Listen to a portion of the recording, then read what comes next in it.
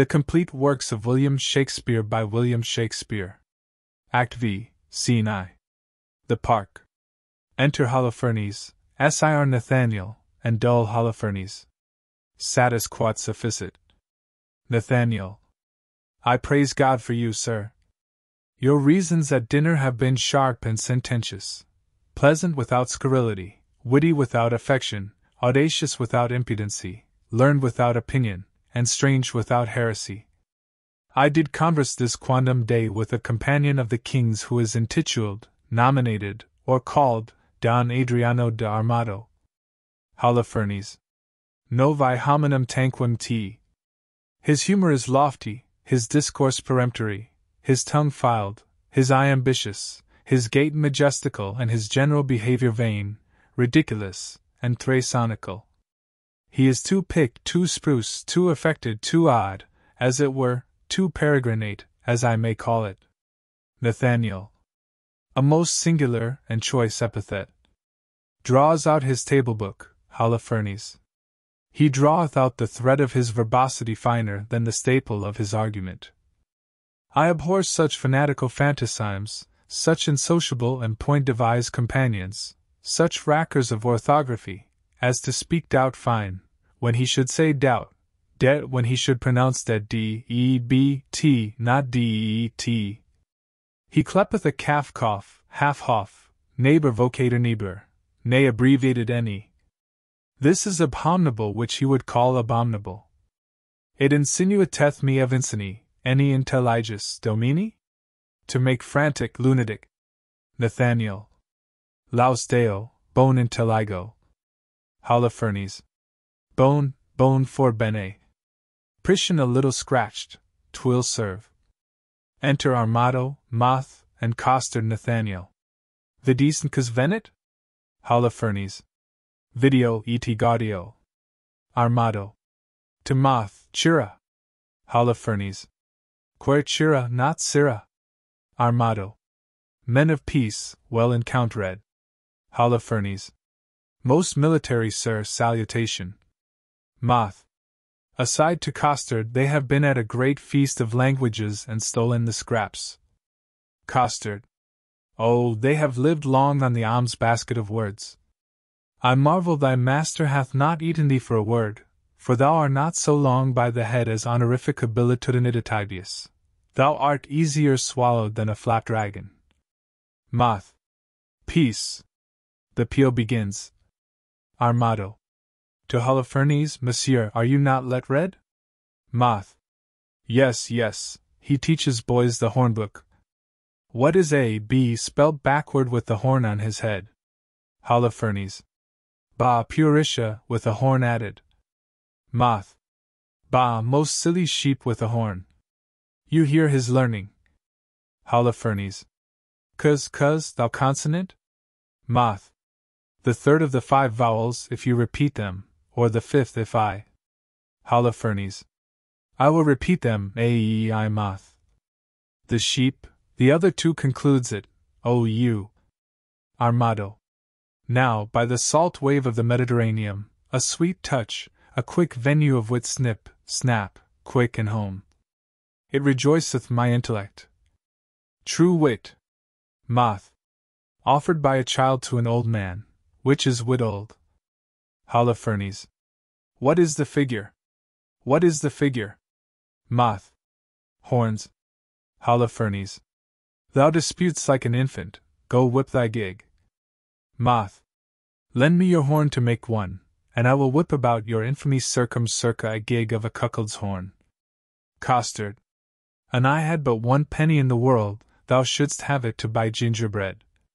Hold, there is the very remuneration I had of thy master, thou halfpenny purse of wit, thou pigeon egg of discretion. Oh, and the heavens were so pleased that thou wert but my bastard, what a joyful father wouldst thou make me! Go to, thou hast it at dunghill, at the fingers' ends, as they say. Holofernes. Oh, I smell false Latin, dunghill for unguium. Armado. Artsman, preambulate, we will be singured from the barbarous. Do you not educate youth at the charge house on the top of the mountain? Holofernes. Or Mons the hill. Armado. At your sweet pleasure, for the mountain. Holofernes. I do sans question. Armado. Sir, it is the king's most sweet pleasure and affection to congratulate the princess at her pavilion, in the posteriors of this day, which the rude multitude call the afternoon. Holofernes. The posterior of the day, most generous sir, is liable, congruent, and measurable, for the afternoon. The word is well culled, chose, sweet, and apt, I do assure you, sir, I do assure. Armado. Sir, the king is a noble gentleman, and my familiar, I do assure ye, very good friend. For what is inward between us, let it pass. I do beseech thee, remember thy courtesy. I beseech thee, apparel thy head.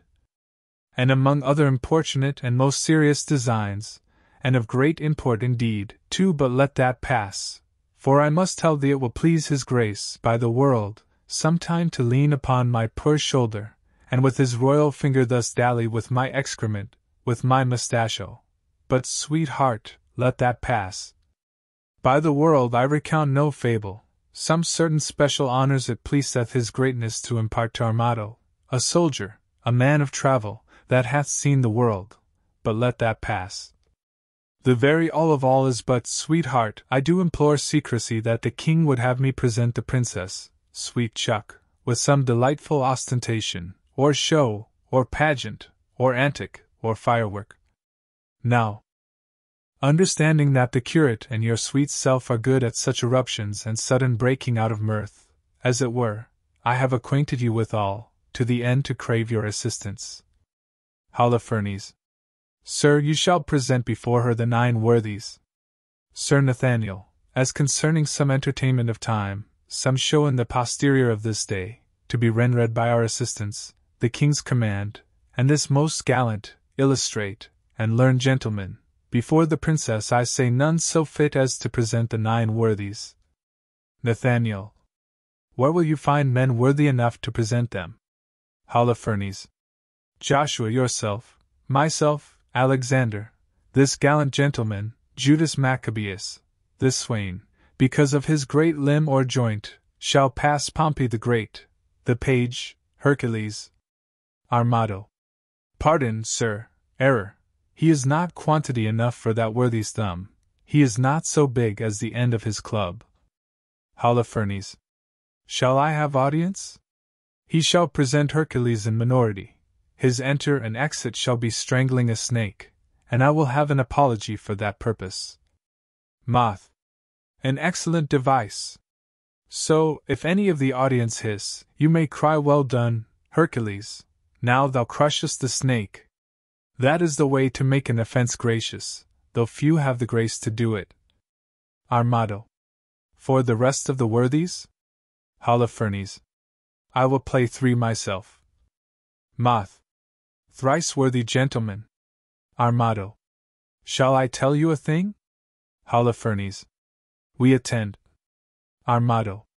We will have, if this fadge not, an antic. I beseech you follow. Holofernes. Via, goodman Dull. Thou hast spoken no word all this while. Dull. Nor understood none neither, sir. Holofernes. Allons? We will employ thee. Dull. I'll make one in a dance, or so, or I will play on the tabor to the worthies, and let them dance the hay. Holofernes. Most dull, honest dull. To our sport away. Extant scene 2. The park enter the Princess, Maria, Catherine, and Rosalind Princess of France. Sweethearts, we shall be rich ere we depart, if fairings come thus plentifully in. A lady walled about with diamonds. Look you what I have from the loving king. Rosalind. Madam, came nothing else along with that? Princess of France. Nothing but this. Yes, as much love and rhyme as would be crammed up in a sheet of paper writ o' both sides the leaf, margent and all, that he was fain to seal on Cupid's name. Rosalind. That was the way to make his godhead wax, for he hath been 5,000 year a boy. Catherine. Ay, and a shrewd unhappy gallows too. Rosalind. You'll ne'er be friends with him, I killed your sister. Catherine. He made her melancholy, sad, and heavy, and so she died. Had she been light, like you, of such a merry, nimble, stirring spirit, she might have been a grandam ere she died. And so may you, for a light heart lives long. Rosalind. What's your dark meaning, mouse, of this light word? Catherine. A light condition in a beauty dark. Rosalind. We need more light to find your meaning out. Catherine. You'll mar the light by taking it in snuff, therefore I'll darkly end the argument. Rosalind. Look what you do it still ith dark. Catherine. So do not you, for you are a light wench. Rosalind. Indeed I weigh not you, and therefore light. Catherine. You weigh me not? Oh, that's you care not for me. Rosalind. Great reason, for past cure is still past care. Princess of France. Well bandied both, a set of wit well played. But Rosalind, you have a favor too? Who sent it? And what is it? Rosalind. I would you knew. And if my face were but as fair as yours, my favor were as great, be witness this. Nay, I have verses too, I thank Brown, the number's true, and were the numbering too, I were the fairest goddess on the ground. I am compared to 20,000 fairs. Oh, he hath drawn my picture in his letter. Princess of France. Anything like? Rosalind. Much in the letters, nothing in the praise. Princess of France. Beauteous as ink, a good conclusion. Catherine.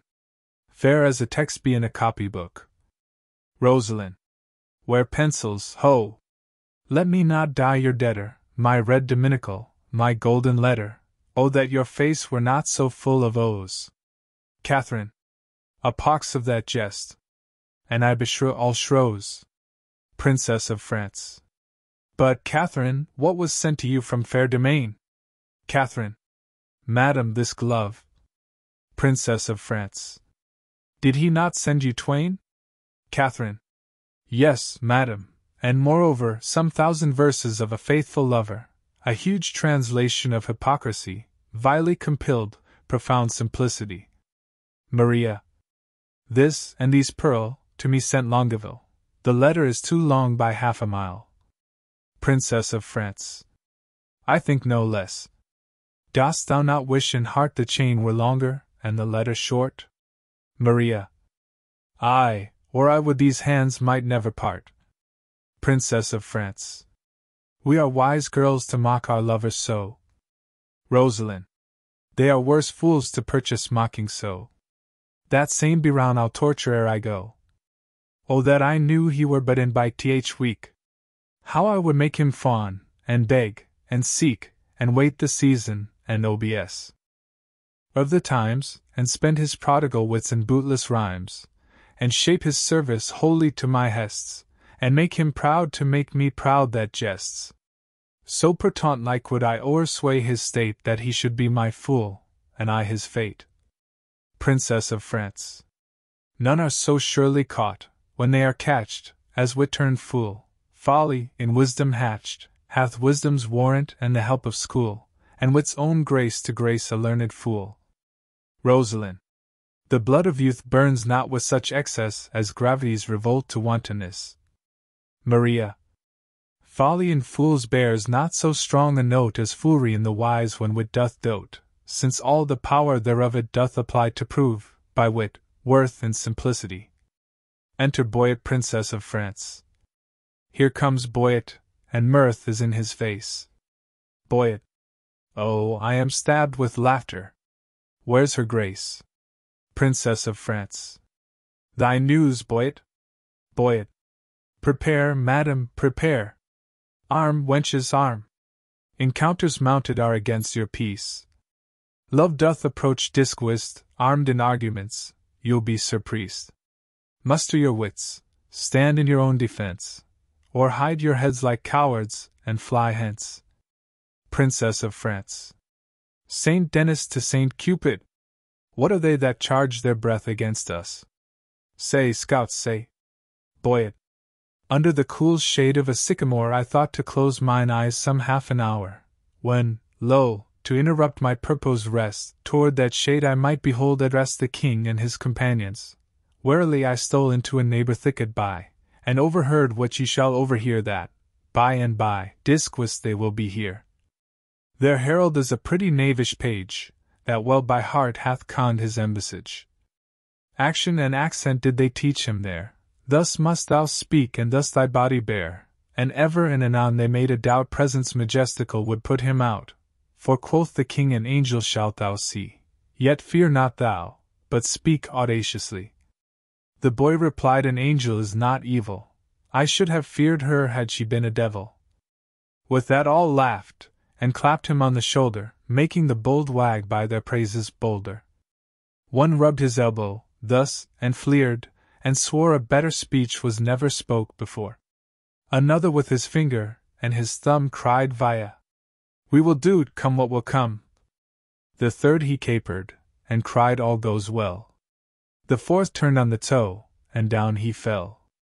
With that they all did tumble on the ground, with such a zealous laughter, so profound, that in this spleen ridiculous appears, to check their folly, passion's solemn tears. Princess of France. But what, come they to visit us? Boy. They do, and are apparelled thus, like Muscovites or Russians, as I guess. Their purpose is to parley, court, and dance, and every one his love feat will advance unto his several mistress, which they'll know by favors several which they did bestow. Princess of France. And will they so? The gallants shall be tasked, for, ladies, we will every one be masked, and not a man of them shall have the grace, despite of suit, to see a lady's face. Hold, Rosalind, this favor thou shalt wear, and then the king will court thee for his dear. Hold, take thou this, my sweet, and give me thine, so shall Biron take me for Rosalind. And change you favors too, so shall your loves woo contrary, deceived by these removes. Rosalind. Come on, then, where the favors most in sight. Catherine. But in this changing, what is your intent? Princess of France. The effect of my intent is to cross theirs. They do it but in mocking merriment, and mock for mock is only my intent. Their several counsels they unbosom shall to loves mistook, and so be mocked withal upon the next occasion that we meet with visages displayed to talk and greet. Rosalind. But shall we dance, if they desire us to't? Princess of France. No, to the death, we will not move a foot, nor to their penned speech render we no grace. But while 'tis spoke each turn away her face. Boy. Why, that contempt will kill the speaker's heart, and quite divorce his memory from his part. Princess of France. Therefore I do it, and I make no doubt the rest will ne'er come in, if he be out. There's no such sport as sport by sport o'erthrown, to make theirs ours, and ours none but our own. So shall we stay, mocking intended game, and they well mock depart away with shame. Trumpet sounds within, be a whitey. The trumpet sounds, be masked, the maskers come. The ladies mask, enter blackamoor's music, moth as prologue, the king and his lords as maskers, in the guise of Russian's moth. All hail, the richest beauties on the earth. Boy. Beauties no richer than rich taffeta. Moth. A holy parcel of the fairest dames, the ladies turn their backs to him, that ever turn their backs to mortal views. Biron. Their eyes, villain, their eyes. Moth. That ever turn their eyes to mortal views. Out be a whitey.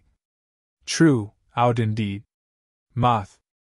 Out of your favors, heavenly spirits, vouchsafe not to behold Biron. Once. To behold rogue. Moth. Once to behold with your sunbeamed eyes, be a whitey.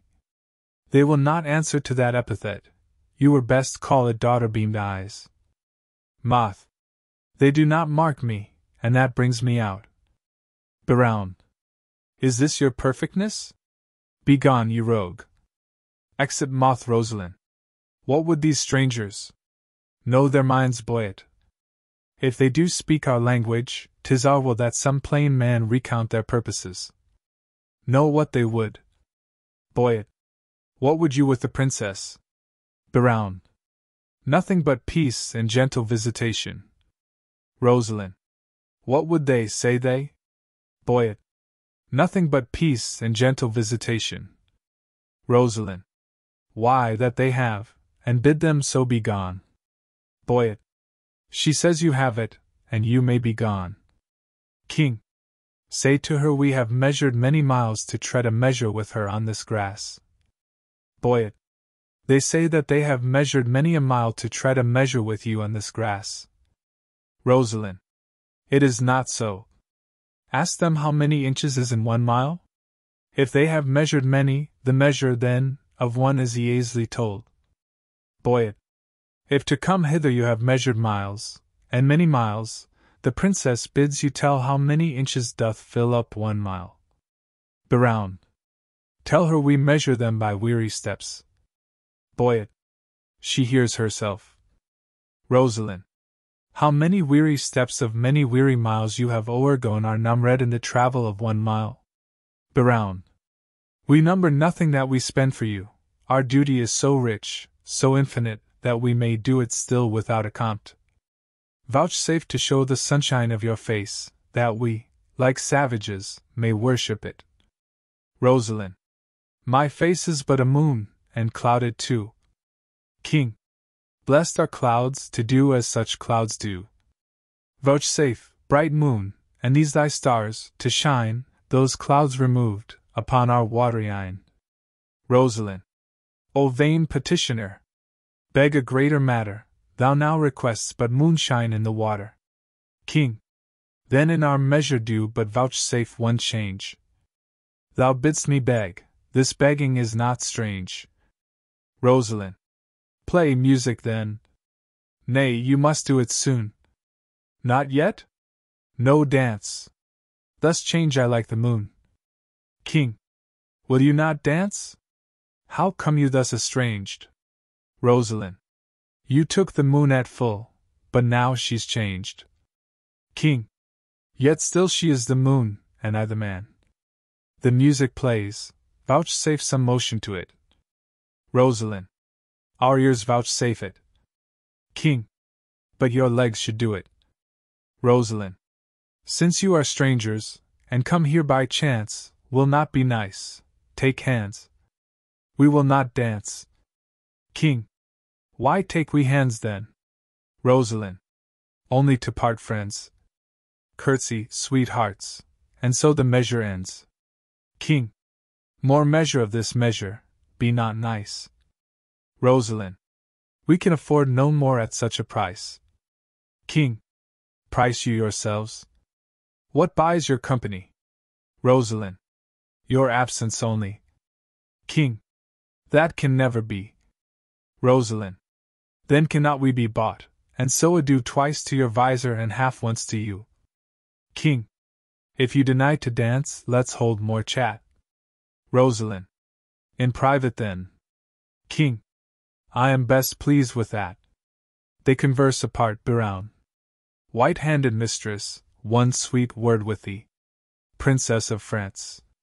Honey and milk, and sugar, there is 3. Biroun. Nay, then, 2 trays, and if you grow so nice, metheglin, wort, and momsey, well run dice. There's half a dozen sweets. Princess of France. 7th suite, adieu. Since you can cog, I'll play no more with you. Biroun. One word in secret. Princess of France. Let it not be sweet. Biroun. Thou grievest my gall. Princess of France. Gall. Bitter. Biroun. Therefore meet. They converse apart. Domain. Will you vouchsafe with me to change a word? Maria. Name it. Domain.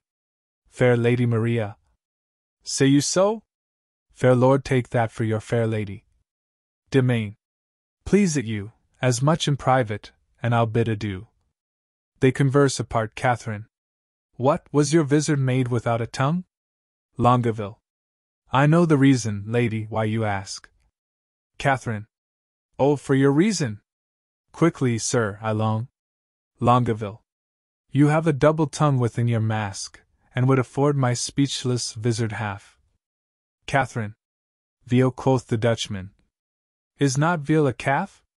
Longueville. A calf, fair lady. Catherine. No, a fair lord calf. Longueville. Let's part the word. Catherine. No, I'll not be your half. Take all and wean it, it may prove an ox. Longueville. Look how you but yourself in these sharp mocks. Will you give horns, chaste lady? Do not so. Catherine. Then die a calf, before your horns do grow. Longueville. One word in private with you ere I die. Catherine. Bleat softly then, the butcher hears you cry. They converse apart, be a whitey. The tongues of mocking wenches are as keen as is the razor's edge invisible, cutting a smaller hair than may be seen, above the sense of sense. So sensible seemeth their conference. Their conceits have wings, fleeter than arrows, bullets, wind, thought, swifter things. Rosalind. Not one word more, my maids, break off, break off. Biroun. By heaven, all dry beaten with pure scoff. King. Farewell, mad wenches, you have simple wits. Excellent king, lords, and blackamoors, princess of France. 20 adieus, my frozen Muscovites. Are these the breed of wits so wondered at? Boyet. Tapers they are, with your sweet breasts puffed out. Rosalind. Well liking wits they have, gross, gross, fat, fat. Princess of France. O poverty and wit, kingly poor flout! Will they not, think you, hang themselves tonight? Or ever but in visage show their faces? This pert Biroun was out of countenance quite. Rosalind. They were all in lamentable cases. The king was weeping ripe for a good word. Princess of France. Biroun did swear himself out of all suit. Maria. Domain was at my service, and his sword. No point, quoth I, my servant straight was mute. Catherine. Lord Longueville said I came o'er his heart, and trow you what he called me? Princess of France. Quam, perhaps. Catherine. Yes, in good faith. Princess of France. Go, sickness as thou art. Rosalind. Well, better wits have worn plain statute caps. But will you hear? The king is my love sworn. Princess of France. And quick Biroun hath plighted faith to me. Catherine. And Longueville was for my service born. Maria. Domain is mine, as sure as bark on tree. Boyet. Madam, and pretty mistresses, give ear, immediately they will again be here in their own shapes, for it can never be they will digest this harsh indignity. Princess of France. Will they return? Boyet. They will, God knows, and leap for joy, though they are lame with blows. Therefore, change favors, and when they repair, blow like sweet roses in this summer air. Princess of France. How blow? How blow? Speak to be understood. Boyet. Fair ladies masked are roses in their bud, dismasked, their damask sweet commixture shown, are angels veiling clouds, or roses blown. Princess of France. Avaunt, perplexity! What shall we do if they return in their own shapes to woo? Rosalind. Good madam, if by me you'll be advised, let's mock them still, as well known as disquist. Let us complain to them what fools were here, disquist like Muscovites, in shapeless gear, and wonder what they were, and to what end their shallow shows and prologue vilely penned, and their rough carriage so ridiculous, should be presented at our tent to us. Boyet. Ladies, withdraw, the gallants are at hand. Princess of France. Whip to our tents, as roes run o'er land. Excellent Princess, Rosalind, Catherine, and Maria re-enter the king, Biroun, Longueville, and Domain, in their proper habits king.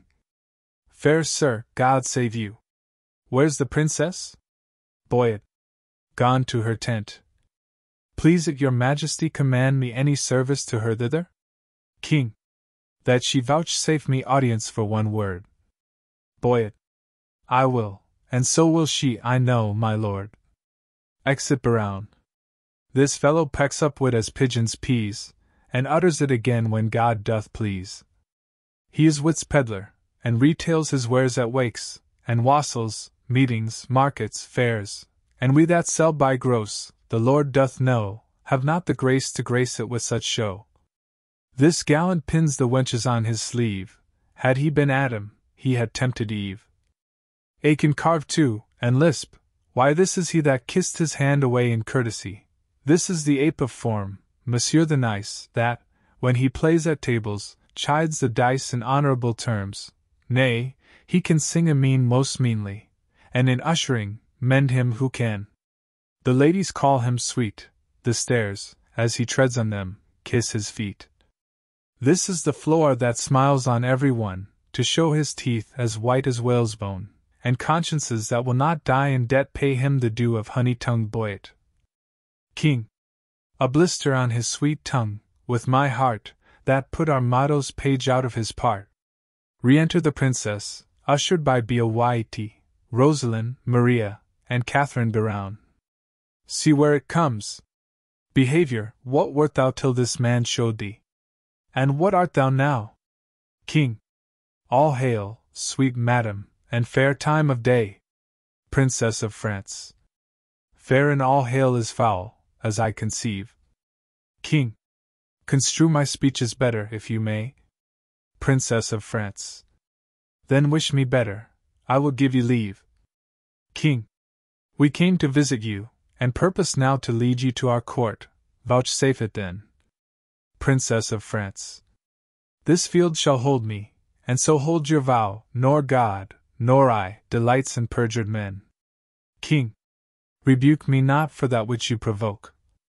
The virtue of your eye must break my oath. Princess of France. Unique name virtue, vice you should have spoke, for virtue's office never breaks men's troth. Now by my maiden honor, yet as pure as the unsullied lily, I protest, a world of torments though I should endure, I would not yield to be your house's guest. So much I hate a breaking cause to be of heavenly oaths, vowed with integrity. King.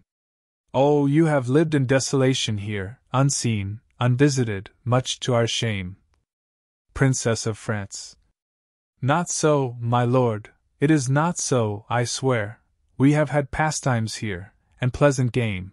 A mess of Russians left us but of late. King. How, madam? Russians. Princess. Of France. Aye, in truth, my lord, trim gallants, full of courtship and of state. Rosalind. Madam, speak true. It is not so, my lord. My lady, to the manner of the days, in courtesy gives undeserving praise. We four indeed confronted were with four in Russian habit. Here they stayed an hour and talked apace. And in that hour, my lord, they did not bless us with one happy word. I dare not call them fools, but this I think, when they are thirsty, fools would fain have drink. Brown. This jest is dry to me. Fair, gentle, sweet, your wit makes wise things foolish. When we greet, with eyes best seeing, heaven's fiery eye, by light we lose light. Your capacity is of that nature that to your huge store wise things seem foolish and rich things but poor. Rosalind. This proves you wise and rich, for in my eye, Brown, I am a fool, and full of poverty. Rosalind.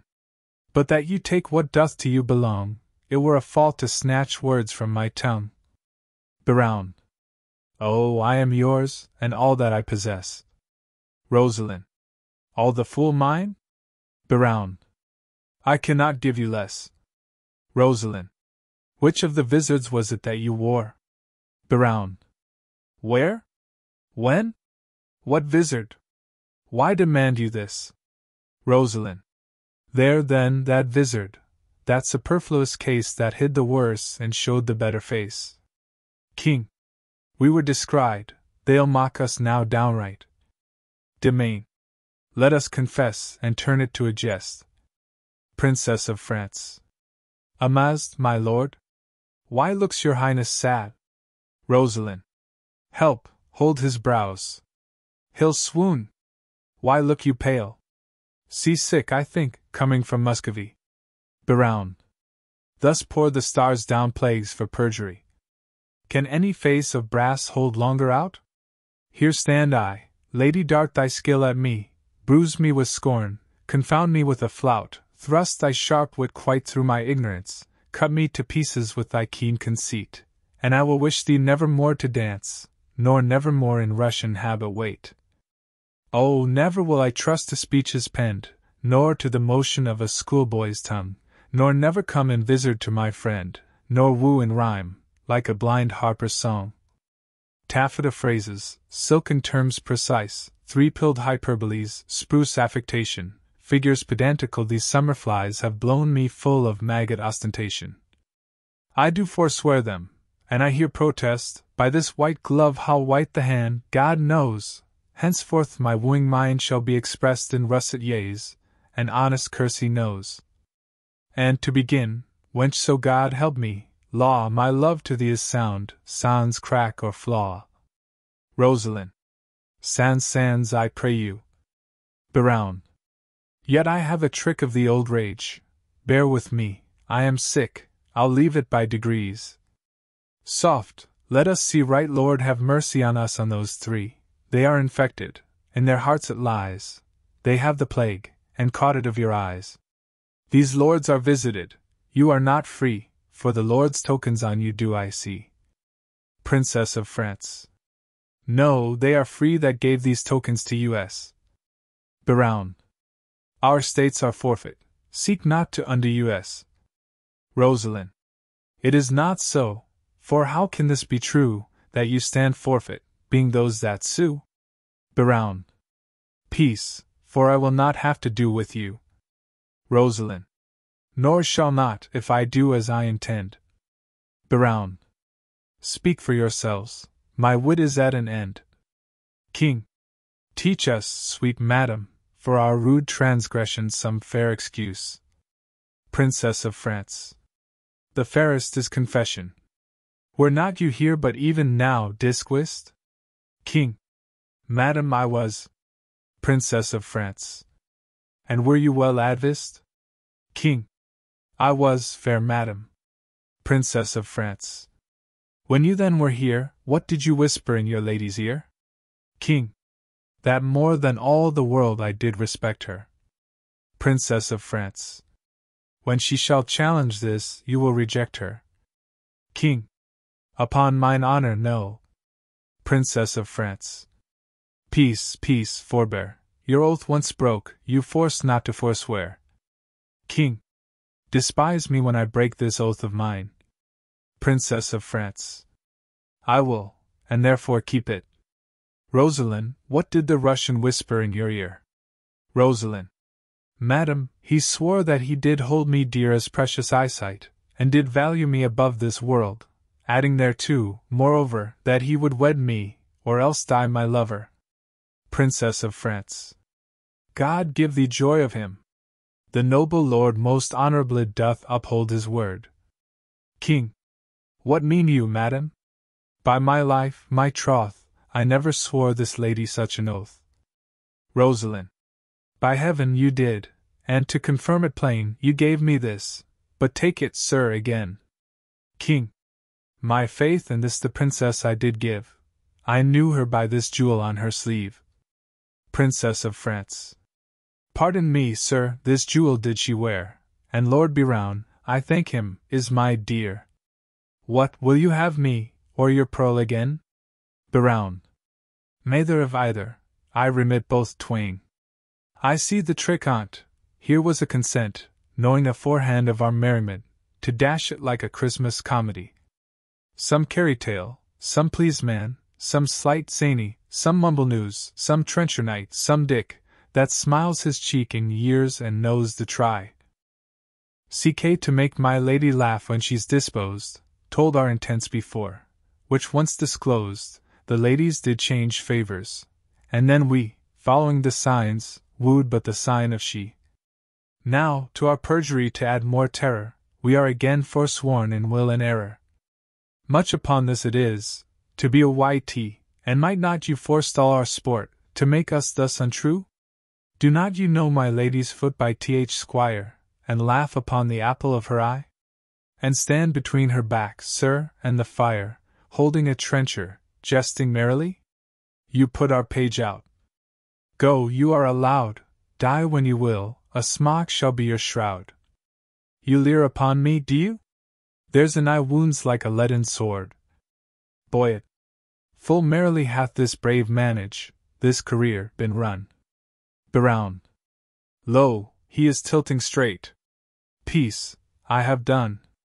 Enter Costard welcome, pure wit. Thou part'st a fair fray. Costard. O Lord, sir, they would know whether the three worthies shall come in or no.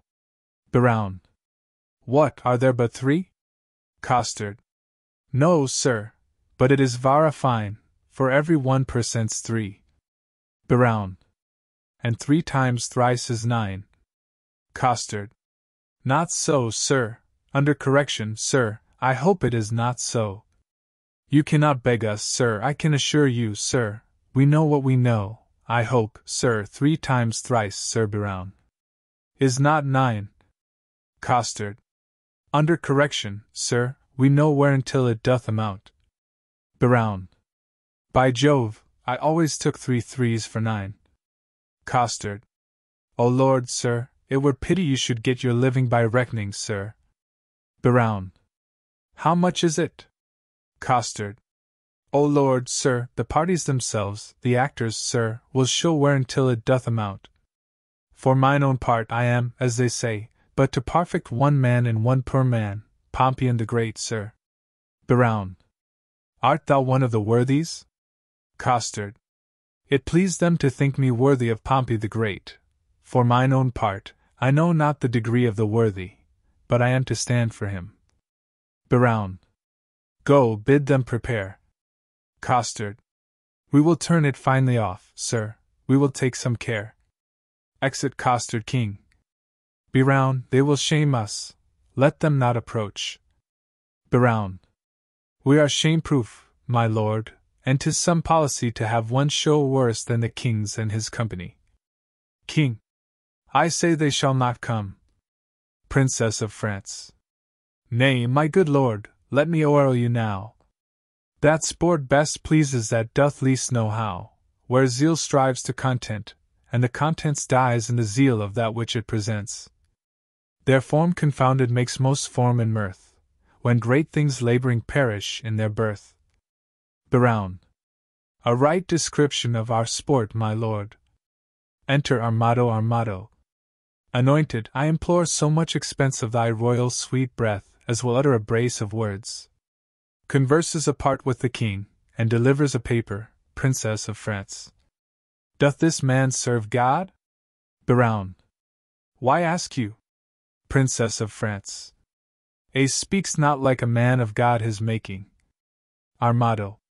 That is all one, my fair, sweet, honey monarch, for, I protest, the schoolmaster is exceeding fantastical, too vain, too vain, but we will put it, as they say, to Fortuna de la Guerra. I wish you the peace of mind, most royal couplement. Exit Armado King. Here is like to be a good presence of worthies. He presents Hector of Troy, the swain, Pompey the Great, the parish curate, Alexander, Arenado's page, Hercules, the pedant, Judas Maccabeus. And if these 4 worthies in their first show thrive, these 4 will change habits and present the other 5. Beround. There is 5 in the first show. King. You are deceived, 'tis not so. Beround. The pedant, the braggart, the hedge priest, the fool, and the boy, a bait throw at novum, and the whole world again cannot pick out 5 such, take each one in his vein. King. This ship is under sail, and here she comes amain. Enter Costard armed for Pompey Costard. I Pompey am Beround. You lie, you are not he. Costard. I Pompey am be a whitey. With Liberd's head on knee. Beround. Well said, old mocker, I must needs be friends with thee. Costard. I Pompey am, Pompey surnamed the big domain. The great. Costard. It is great, sir. Pompey Cernum the Great, that oft in field, with targe and shield, did make my foe to sweat, and travelling along this coast, I bare him come by chance, and lay my arms before the legs of this sweet lass of France. If your ladyship would say thanks, Pompey, I had done. Princess of France. Great thanks, great Pompey. Costard. 'Tis not so much worth, but I hope I was perfect. I made a little fault and great. Brown. My hat to a halfpenny, Pompey proves the best worthy. Enter Sir Nathaniel, for Alexander Nathaniel. When in the world I lived, I was the world's commander. By east, west, north, and south, I spread my conquering might. My scutcheon plain declares that I am Alexander Byt. Your nose says, no, you are not, for it stands to right. Brown. Your nose smells no in this, most tender-smelling night. Princess of France. The conqueror is dismayed. Proceed, good Alexander. Nathaniel. When in th. You world I lived, I was the world's commander Byt. Most true, 'tis right, you were so, Alexander. Brown. Pompey the Great. Costard. Your servant and Costard. Brown. Take away the conqueror, take away Alexander. Costard. To Sir Nathaniel, oh sir, you have overthrown Alexander the conqueror. You will be scrapped out of the painted cloth for this. Your lion, that holds his poleaxe sitting on a close stool, will be given to Ajax. He will be the 9th worthy. A conqueror and afeard to speak. Run away for shame, Alexander. Sir Nathaniel retires there, and shall please you, a foolish mild man, an honest man, look you, and soon dashed. He is a marvellous good neighbor, faith, and a very good bowler, but for Alexander, alas! You see how 'tis a little o'erparted. But there are worthies coming will speak their mind in some other sort. Princess of France. Stand aside, good Pompey. Enter Holofernes for Judas, and Moth for Hercules. Holofernes. Great Hercules is presented by this imp, whose club killed Cerberus, that 3-headed Canis, and when he was a babe, a child, a shrimp, thus did he strangle serpents in his manus. Quoniam he seemeth in minority, ergo I come with this apology. Keep some state in thy exit, and vanish. Moth retires, Judas I am domain. A Judas! Holofernes. Not Iscariot, sir. Judas I am, ecliped Maccabeus. Domain. Judas Maccabeus clipped his plain Judas. Brown. A kissing traitor. How art thou, prov Judas? Holofernes. Judas I am domain. The more shame for you, Judas. Holofernes. What mean you, sir? Boyet. To make Judas hang himself. Holofernes. Begin, sir, you are my elder. Brown. Well followed, Judas was hanged on an elder. Holofernes. I will not be put out of countenance. Brown. Because thou hast no face. Holofernes. What is this? Boyet. A cittern head. Domain. The head of a bodkin. Brown. A death's face in a ring. Longaville. The face of an old Roman coin, scarce seen. Boyet. The pommel of Coesar's falchion. Domain. The carved bone face on a flask. Brown. St. George's half-cheek in a brooch. Domain. Aye, and in a brooch of lead. Brown. Aye, and worn in the cap of a tooth-drawer. And now, forward, for we have put thee in countenance. Holofernes. You have put me out of countenance. Brown. False, we have given thee faces. Holofernes. But you have outfact them all. Brown. And thou wert a lion, we would do so. Boyet. Therefore, as he is an ass, let him go. And so adieu, sweet Jude. Nay, why dost thou stay? Domain. For the latter end of his name. Brown. For the ass to the Jude, give it him Jud as away. Holofernes. This is not generous, not gentle, not humble. Boyet. A light from Monsieur Judas. It grows dark, he may stumble. Holofernes retires, Princess of France. Alas, poor Maccabeus, how hath he been baited? Enter Armado, for Hector Biroun. Hide thy head, Achilles, here comes Hector in arms. Demain. Though my mocks come home by me, I will now be merry. King. Hector was but a Trojan in respect of this. Boyet. But is this Hector? Demain. I think Hector was not so clean timbered. Longueville. His leg is too big for Hector's. Demain. More calf certain. Boyet. No, he is best endued in the small. Biroun. This cannot be Hector. Demain. He's a god or a painter, for he makes faces. Armado.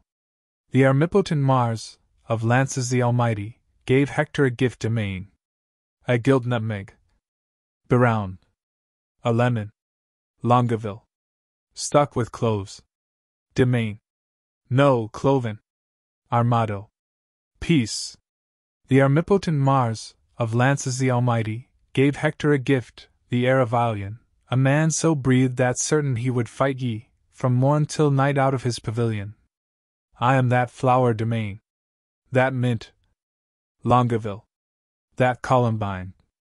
Armado. Sweet Lord Longueville, rein thy tongue. Longueville. I must rather give it the rein, for it runs against Hector. Demain. Ay, and Hector's a greyhound. Armado. The sweet warm man is dead and rotten. Sweet chucks, beat not the bones of the buried. When he breathed, he was a man. But I will forward with my device. To the princess, sweet royalty, bestow on me the sense of hearing. Biroun steps forth, and speaks to Costard, Princess of France. Speak, brave Hector, we are much delighted. Armado. I do adore thy sweet grace's slipper. Boyet. Aside to Demain, loves her by the foot. Demain. Aside to Byt, he may not by the yard. Armado. This Hector far surmounted Hannibal Costard. The party is gone, fellow Hector, she is gone, she is 2 months on her way. Armado. What meanest thou? Costard. Faith, unless you play the honest Trojan, the poor wench is cast away. She's quick, the child brags in her belly already, 'tis yours. Armado. Dost thou infamonize me among potentates? Thou shalt die. Costard.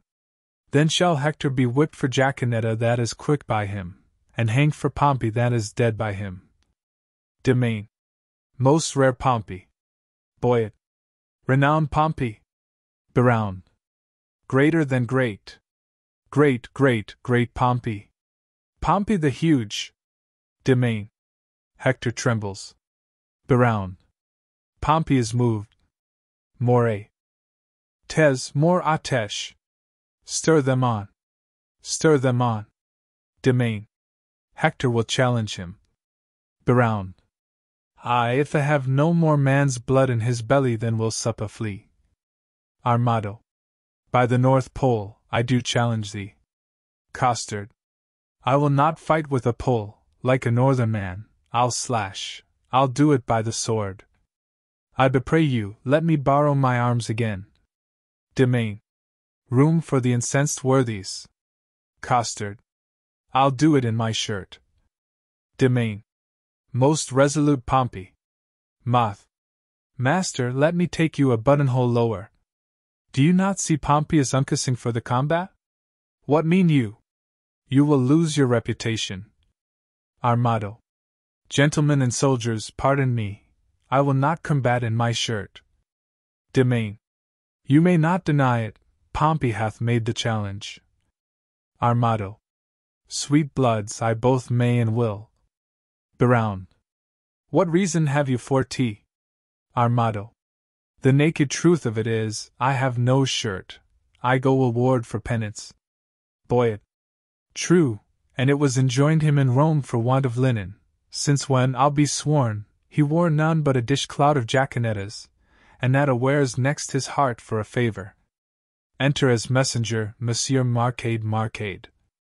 God save you, madam, Princess of France. Welcome, Marcade, but that thou interruptest our merriment. Marcade.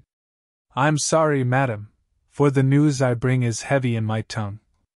The king your father, Princess of France. Dead, for my life. Marcade. Even so, my tale is told. Baroun. Worthies away, the scene begins to cloud. Our motto. For mine own part, I breathe free breath. I have seen the day of wrong through the little hole of discretion, and I will right myself like a soldier. Excellent worthies king. How fares your majesty? Princess of France. Boyet, prepare, I will away tonight. King. Madam, not so, I do beseech you stay. Princess of France. Prepare, I say. I thank you, gracious lords, for all your fair endeavors, and entreat, out of a new sad soul, that you vouchsafe in your rich wisdom to excuse or hide the liberal opposition of our spirits, if over boldly we have borne ourselves in the converse of breath your gentleness was guilty of it. Farewell, worthy lord. A heavy heart bears not a nimble tongue. Excuse me so, coming too short of thanks for my great suit so easily obtained. King. The extreme parts of time extremely forms all causes to the purpose of his speed, and often at his very loose decides that which long process could not arbitrate. And though the morning brow of progeny forbid the smiling courtesy of love the holy suit which fain it would convince, yet, since love's argument was first on foot, let not the cloud of sorrow justle it from what it purposed, since to wail friends lost is not by much so wholesome profitable as to rejoice at friends but newly found. Princess of France. I understand you not, my griefs are double. Baroun. Honest plain words best pierce the ear of grief, and by these badges understand the king. For your fair sakes have we neglected time, played foul play with our oaths.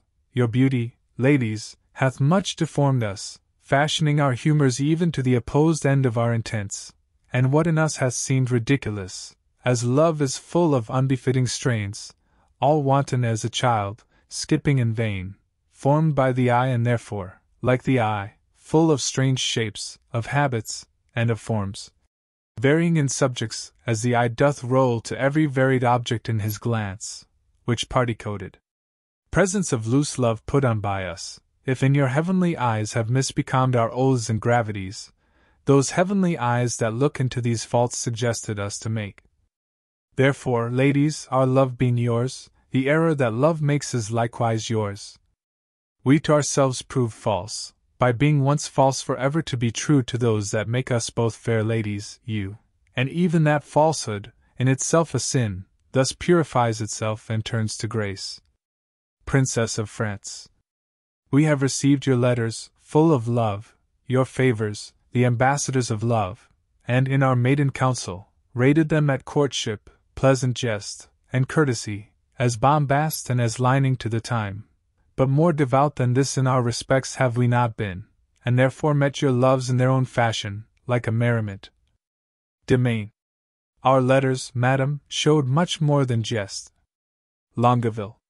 So did our looks. Rosalind. We did not quote them so. King. Now, at the latest minute of the hour, grant us your loves. Princess of France. A time, methinks, too short to make a world without and bargain in. No, no, my lord, your grace is perjured much, full of dear guiltiness, and therefore this, if for my love, as there is no such cause, you will do aught, this shall you do for me.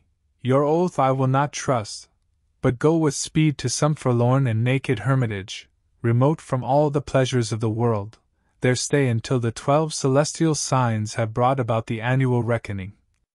If this austere and sociable life change not your offer made in heat of blood, if frosts and fasts, hard lodging and thin weeds, nip not the gow.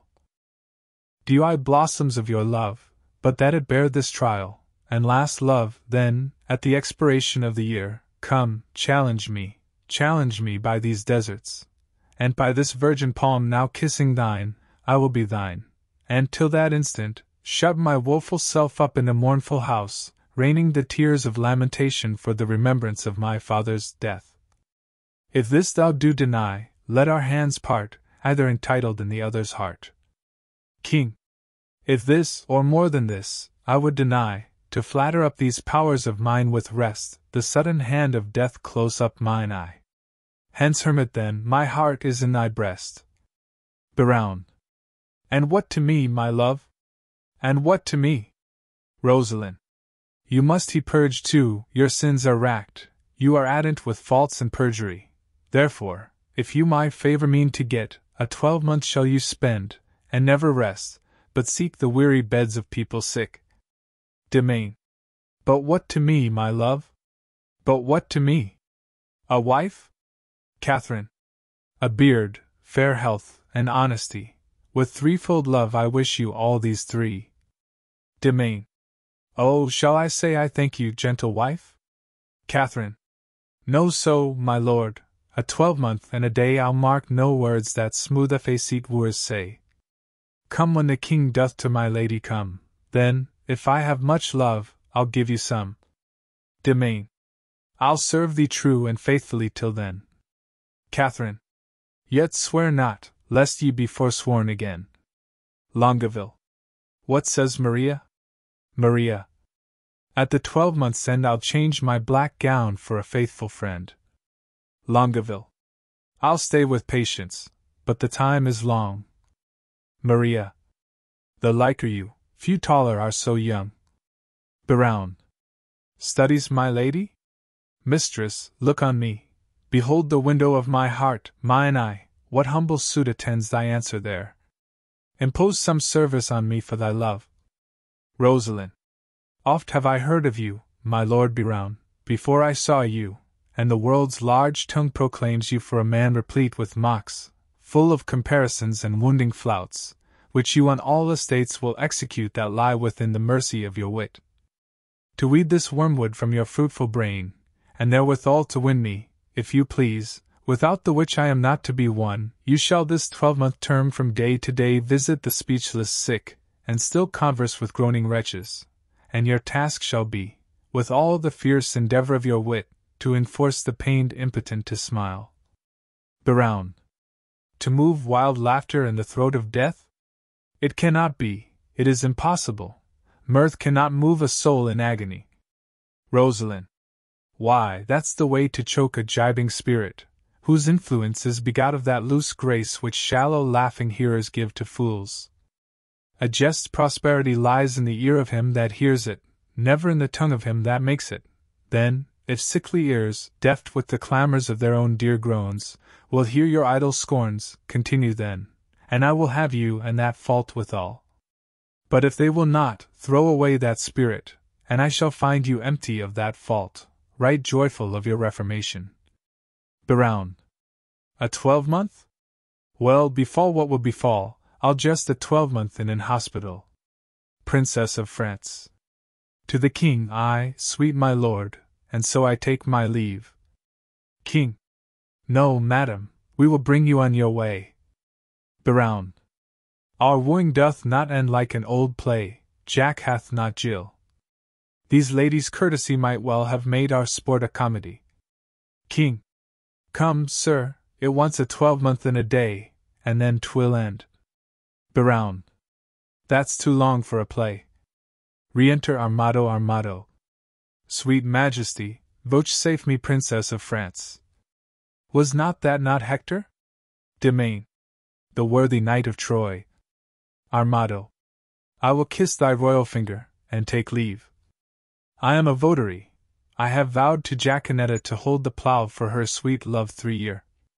But most esteemed greatness, will you hear the dialogue that the two learned men have compiled in praise of the owl and the cuckoo? It should have followed in the end of our show. King. Call them forth quickly, we will do so. Armado. Holla! Approach. Enter all this side is Heem's winter, this ver, the spring the one maintained by the owl, th other by the cuckoo. Ver begin. spring when daisies pied and violets blue and lady smocks all silver white and cuckoo buds of yellow hue do paint the meadows with delight. The cuckoo then on every tree mocks married men, for thus sings he, cuckoo, cuckoo, cuckoo, a word of fear, unpleasing to a married ear. When shepherds pipe on oaten straws, and merry larks are ploughmen's clocks, when turtles tread, and rooks and daws, and maidens bleach their summer smocks, the cuckoo then on every tree mocks married men, for thus sings he, cuckoo, cuckoo, cuckoo, a word of fear, unpleasing to a married ear. Winter when icicles hang by the wall, and Dick the shepherd blows his nail, and Tom bears logs into the hall, and milk comes frozen home and pale, when blood is nipped, and ways be foul, then nightly sings the staring owl, tu-hoo, tu-wit, tu-hoo-ay. Merry note, while greasy Joan doth keel the pot. When all aloud the wind doth blow, and coughing drowns the parson's saw, and birds sit brooding in the snow, and Marian's nose looks red and raw, when roasted crabs hiss in the bowl, then nightly sings the staring owl, tu-hoo, tu-wit, tu-hoo, a merry note, while greasy Joan doth keel the pot. Our motto. The words of Mercury are harsh after the songs of Apollo. You that way, we this way. Exeunt Macbeth. Contents Act I. Scene I. An open place. Scene 2. A camp near Forres. Scene 3. A heath. Scene 4. Forres. A room in the palace. Scene V. Inverness. A room in Macbeth's castle. Scene 6. The same. Before the castle. Scene 7. The same. A lobby in the castle. Act 2. Scene I. Inverness. Court within the castle. Scene 2. The same. Scene 3. The same. Scene 4. The same. Without the castle. Act 3. Scene I. Forres. A room in the palace. Scene 2. The same. Another room in the palace. Scene 3. The same. A park or lawn, with a gate leading to the palace. Scene 4. The same. A room of state in the palace. Scene V. The heath. Scene 6. Forres. A room in the palace. Act 4. Scene I. A dark cave. In the middle, a cauldron boiling. Scene 2. Fife. A room in Macduff's castle. Scene 3. England. Before the king's palace. Act. Scene I. Dunsinane. A room in the castle. Scene 2. The country near Dunsinane. Scene 3. Dunsinane. A room in the castle. Scene 4. Country near Dunsinane, a wooden view. Scene V. Dunsinane. Within the castle. Scene 6. The same. A plain before the castle. Scene 7. The same. Another part of the plain. Scene 8. The same. Another part of the field. Dramatis Personae Duncan, King of Scotland. Malcolm, his son. Denalban, his son. Macbeth, general in the king's army. Banquo, general in the king's army. Macduff, nobleman of Scotland. Lennox, nobleman of Scotland. Ross, nobleman of Scotland. Menteith, nobleman of Scotland. Angus, nobleman of Scotland. Caithness, nobleman of Scotland. Flint's son to Banquo. Siward, Earl of Northumberland, general of the English forces. Young Siward, his son. Satan, an officer attending on Macbeth. Boy, son to Macduff. An English doctor. A Scottish doctor. A soldier. A porter. An old man. Lady Macbeth. Lady Macduff. Gentlewoman attending on Lady Macbeth. Hecate and 3 witches. Lords, gentlemen, officers, soldiers, murderers, attendants, and messengers. The ghost of Banquo and several other apparitions. Scene, In the end of the fourth act, in England, through the rest of the play, in Scotland, and chiefly at Macbeth's castle,